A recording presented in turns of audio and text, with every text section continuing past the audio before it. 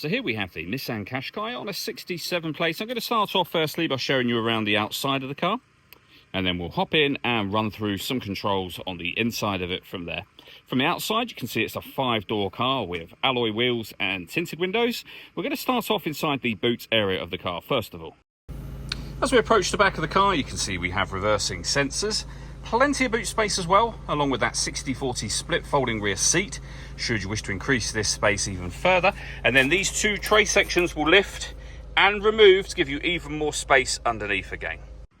Okay, so we're just going to work our way back around to the front of the car, and then we'll hop in and run through some controls on the inside of it from there.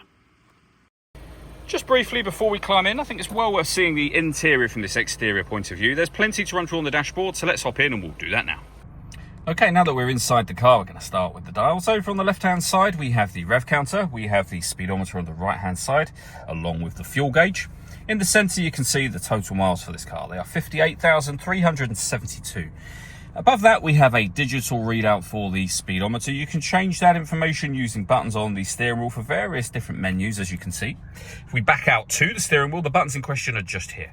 We have our stereo controls surrounding that.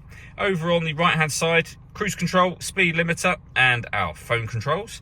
In the center is where you'll pair your phone up in order that you can use it. So hit the phone button, then connect, and then follow instructions on that screen.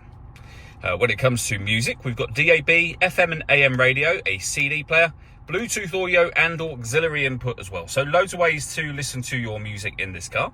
We've also got satellite navigation, really nice clear color display, as you can see. It's a very easy system to use, and we have a 360 parking camera. So reversing camera on the right hand side and the bird's eye view image of the car on that left hand side.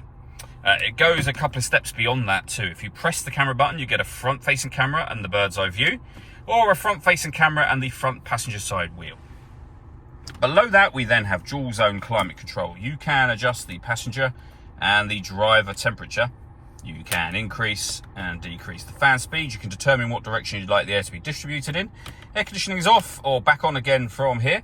Or simply hit auto. The car will now maintain the temperatures you've asked for by taking full control of the fan speed and the direction of the air for you. You can override that manually whenever you wish to. Put it back on your own settings here. We have a 12-volt charging socket, the electronic handbrake, and the gear lever for the fully automatic gearbox. The last thing I wanted to mention is the panoramic glass roof. So there is a sun blind that will open all the way to the back of the rear seats. The glass section itself is fixed in position, but as you can see, with this fully open, it lets in a huge amount of extra light to the cabin area. All that leaves me to say is thank you for taking the time to watch this video. If you'd like to come and see the car for yourself and have a test drive, please feel free to give us a call here at Surrey Specialist Cars. We'd love to hear from you soon.